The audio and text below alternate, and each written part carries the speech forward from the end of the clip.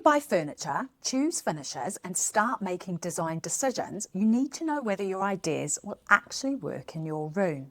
Today, I'm showing you how to turn your room measurements into an accurate digital floor plan using the free online tool Floorplanner, so you can test your layout before you spend any money. I'm Alexandra from the Space Planner.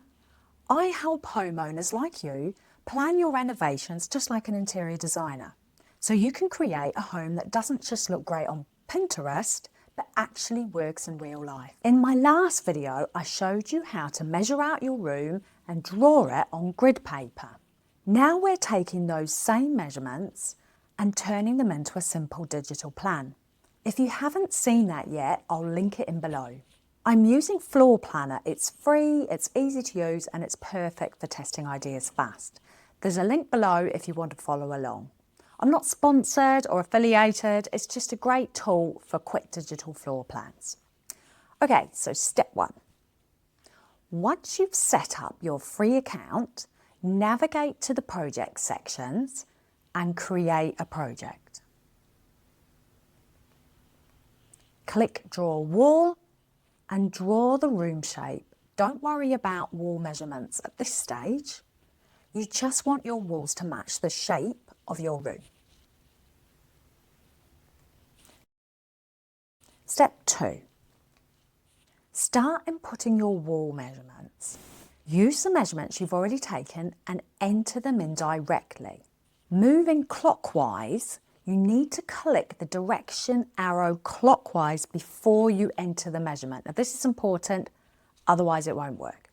Don't worry if your walls go out of alignment at this stage, you can adjust them. When straightening out the walls, use the grid for guidance.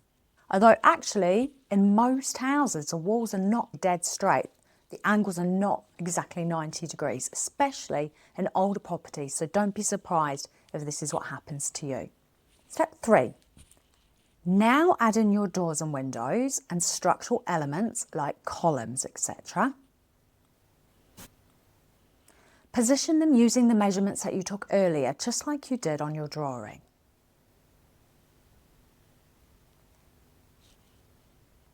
Click on the setting to add sill heights to the windows and drag and drop into place.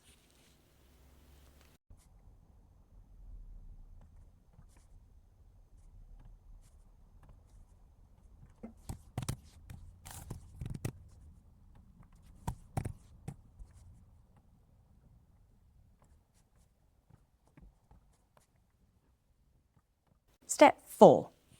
Once everything's in place, double check your dimensions to make sure everything lines up with your original measurements on your handwritten plan. Step 5. Now you can start adding furniture and testing different layout ideas. Using design software like this is a total game changer.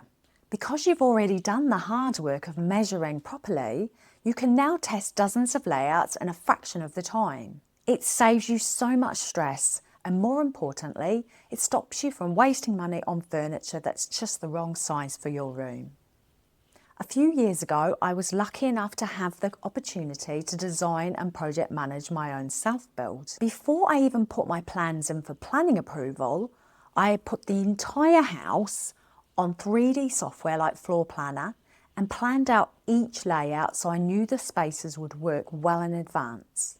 This meant during the build, I kept focus and avoided making any changes which adds to the cost and crucially to the timeline.